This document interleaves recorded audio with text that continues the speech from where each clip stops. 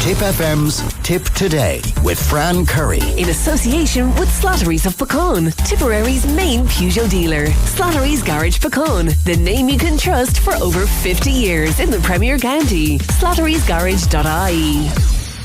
Now, with children and young people heading back to school, be it primary or secondary, there appears to be an increase in anxiety among young people. I'm glad to be joined now by bioenergy healer Michael Doherty. Michael, good morning to you. Morning, Fran. How are you doing? Good to talk to you today. Michael, is that your understanding? There's a lot of anxiety out there among children. There's a fear, I suppose, of returning to school and all of this information coming out about COVID-19. Yeah, there's definitely a need to address the serious sort of implications of what's happened since COVID, the return to school, and indeed the over-reliance on social media with our children right now, Fran, because we now know there's a huge increase in the prescription of antidepressants in children. I know from my own business the amount of young children who are coming to my clinic with parents who are ringing about their children who are suffering from huge anxiety. And, in August, just gone by, an article in the Neuropsychopharmacology stated clearly that even if children or people didn't, contract the pandemic or the COVID-19 virus, that the coronavirus can cause several significant neurological disorders. But aside from that, the pandemic, isolation and worry can alter brain chemistry and cause mood disorders such as anxiety or depression. So just the very nature of the implications of the regulations by governments, which are necessary in many cases, of course, the implications to children has not really been taken into consideration, and it's causing huge anxiety disorders in our children. And what are the common denominators between the children you're meeting, Michael? I mean, is it fear of catching the virus? Is it the No, I think it's a combination of things. I don't think children themselves fear about catching the virus. I think I suppose the best way I heard it explained recently was that if you're looking, imagine children, or imagine you are looking through the world through this, a car windscreen, okay? And suddenly that car windscreen gets a belt of a stone or a sledge. It all shatters. Mm. And in a way, if we could imagine that for a moment, that our children are viewing the world, in this way right now. They're confused. They're anxious. They don't know what's happening. They saw their family and parents and all that grow up without these restrictions, and suddenly everything comes to a standstill, and they find themselves in this situation where, they're viewing the world in a very confused way. Mm. And unfortunately, with the COVID, it's not even just about the schools, and it's not even just about the COVID, but it's the type of behaviour, unfortunately, that we adapted to that has contributed hugely. I mean, we were already in a negative situation when it came to children and their mental health and emotional health issues, because in an article published last weekend in The Independent, it showed that it was a 10-fold increase in antidepressants for children under the age of 15. Some of them were so anxious that they couldn't eat. I mean, I think something like 18,000 referrals to CAMS with 8,000 still to be seen, and up to a year and a half, maybe 2 years waiting list. I mean, this is a serious situation.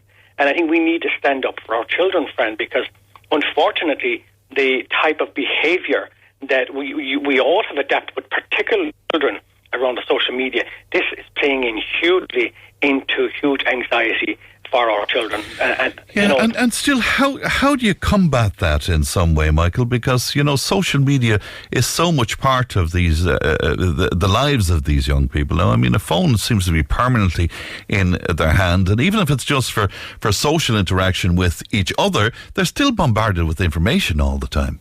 Well, this to me is crazy, because in my clinic every day I ask parents, how long is your child spending on their phone? And some of them are 5 and 6 hours. Some of them, but the bigger picture here is this, and this is what people need to understand, is this, that right now, in some parts of the world, there are warehouses as big as Croke Park, okay, and maybe more, bigger. And inside in these warehouses, there are computers. And all them computers are processing the behavior of our children. And when they process that behavior, they create algorithms. So they know exactly how our children are thinking. They know exactly what colour their hair needs to be, what skin type they need to have, what clothes they need to wear, what they're likely to buy, what they're not likely to buy, what they're likely to look at and what they're not likely to look at. So I would estimate that if we don't address this serious issue now, that within 10 years, artificial intelligence will have taken over the spirit of the human being. But is the genie not out of the bottle on this, Michael? I mean, how do we sort of go back? You're dead right. There is no way of putting the genie back into the bottle. What is going to be required down the road is that if you buy a car, you drive a car and I drive a car. If we drive a car down the road, the likelihood is that if we're driving at speed, we're going to have an accident, we could kill somebody. We have to have insurance. There's laws, there's legislation. There's no legislation, associated to how these corporations, particularly the social media and these technology corporations, there is no legislation around how they target kids and how they target people in certain ways. And this is the big issue. And children, the other thing I genuinely believe, that needs to be done is that there should be some form of legislation where children should not be exposed to any form of social media until they're 16 years of age. Because the amount, we're literally social media, and people need to get this into their head. So, again, for you and I, it can be the same. Social media is literally shaping, sculpting, molding the brain of our children, to think in the way that the computer wants them to think. Artificial intelligence is taking over the brains, has hijacked the brains of our children, and we are in trouble. And the only way that we are going to address this, and the only way that this is going to be addressed, because there are amazingly positive things that can be achieved through using these technologies, Fran, but the only way that we're going to address this is by bringing in some form of legislation, and at the very least at home, where that parents can sit down with their children and say to their children, look, at the phones go off at 8 o'clock, there's only a certain amount of time you're limiting on social media. But parents need to realise that the social media platforms and the algorithms that have been created can now create the personality of their child. And again, if we go along with that, so then we look at these children growing into adulthood, and the fallout of that for future generation will be what? Well, the fallout of that is mental health, because what you're talking about now is isolation. Okay?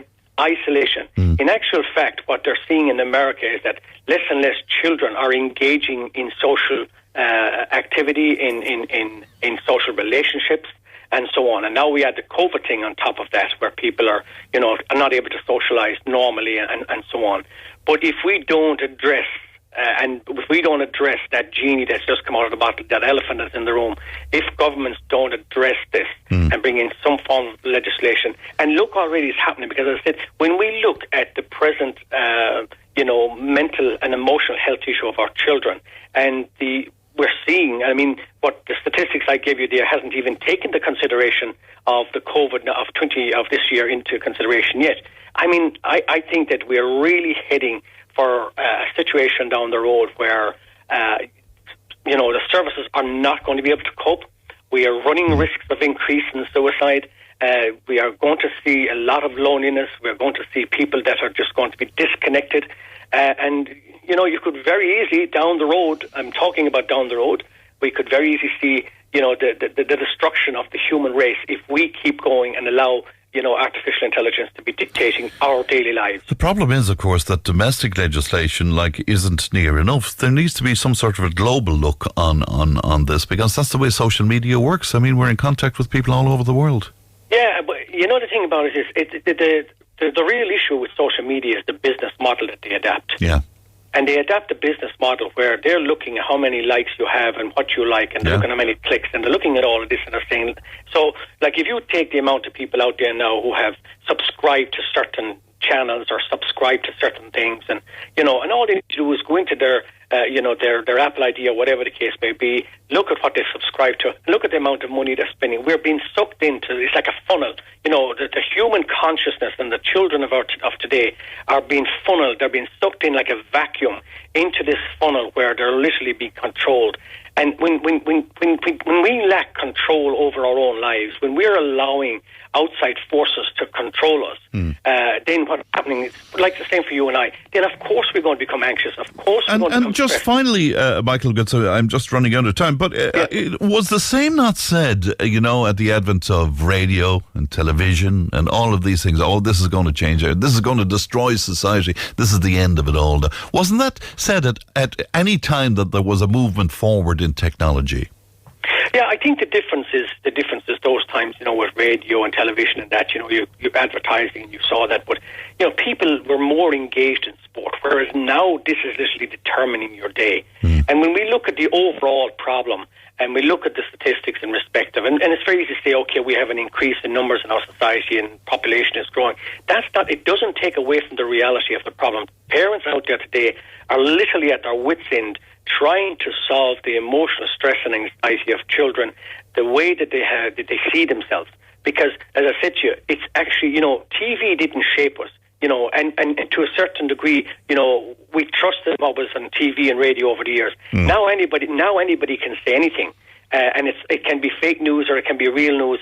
So we've entered a whole new space when it comes to how the human being is influenced. And what we really need to do is try to, on a positive note, what we really need to do is to find time to disconnect, be aware of the behavior we're having around these technologies, look at the implications, of course, that COVID is having alone and the wearing of masks and all that in school, but definitely we need people to get back out into nature and just wake up to the realisation of what's happening if we're going to confront All right. Michael, if people want to find out more about what you do, you have your own website there.